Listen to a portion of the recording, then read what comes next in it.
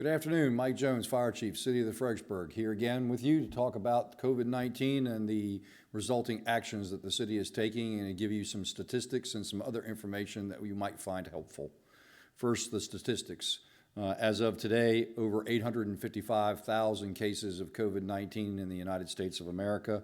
729,000 of those are currently active, and unfortunately, we have almost 48,000 deaths resulting from those cases. In the Commonwealth of Virginia, as I've told you previously, we've ramped up our testing. In the last 3 days, we've tested almost 8,000 people. Our testing results now are for 64,518 people. We now have almost 11,000 confirmed cases of COVID-19.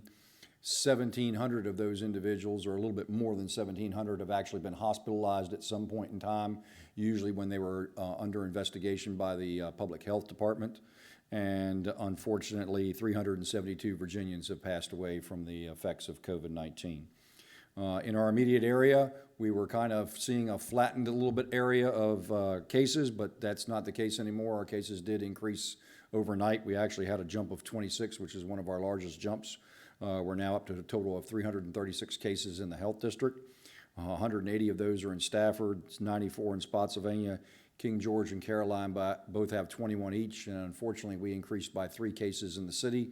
We're now up to a total of 20 cases. Still only 9 deaths in the health district, so that's good. Statistics again show an upward increase, so we haven't gotten to the point where we're flattened off and ready to head over the peak. Number of people that test positive versus total number of people tested, about 17% in the Commonwealth, and in the health district it runs at about 13%. There are currently 19 people hospitalized in the health district with positive COVID tests.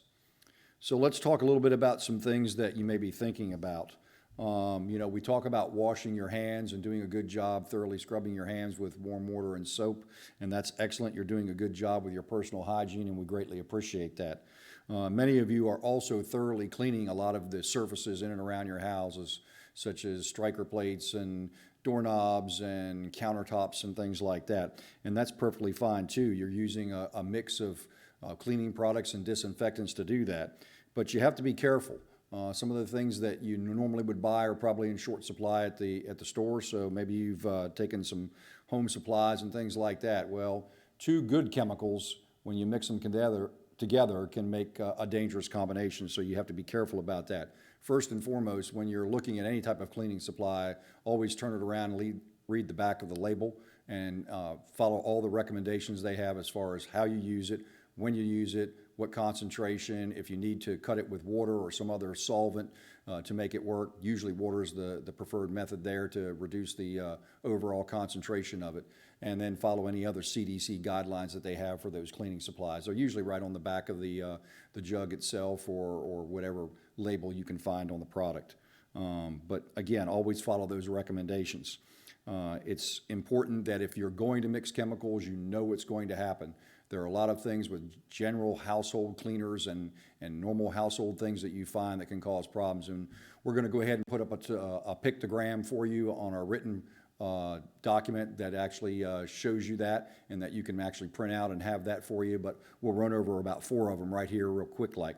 The first one is a common household thing you would find is bleach, and the other thing you often probably have in your cabinet and in the kitchen is vinegar. When you mix bleach and vinegar together, a lot of times it can produce chlorine gas, and that is dangerous because it can cause coughing, breathing problems, burning and watery eyes, and if it's in a small contained area like a bathroom or someplace like that, the fumes can sometimes be deadly, so you want to be careful about that. And a lot of times you have bleach, and then other times you'll have ammonia. You mix those 2 together and it makes a toxic gas called chloramine, and that causes shortness of breath and chest pain. So again, anytime you put that into a smaller area, like a bathroom or someplace like that, the effects can be much more dramatic, so you need to be careful with that. Bleach and rubbing alcohol, isopropyl alcohol you might have in your bathroom or something like that, that also forms chloroform, which is highly toxic substance, so you got to be careful about anytime you mix any substances that have those two ingredients. And the last one we'll talk about is hydrogen peroxide. A lot of times you might have that for cuts or other things to take care of in your bathroom. And again, vinegar. When you put those two together, they make some fairly strong acids, and that is very corrosive products. So again, common household things, in and by themselves, they're perfectly fine, especially you use them the proper way. But when you mix them together for a cleaning surface, can oftentimes be very dangerous. So make sure you read the labels and make sure that you use the products as they're intended. Again, we're here all the time for you. 372-1010 is the phone number at City Hall, or www.fredericksburgva.gov. We'll talk again soon. Thank you.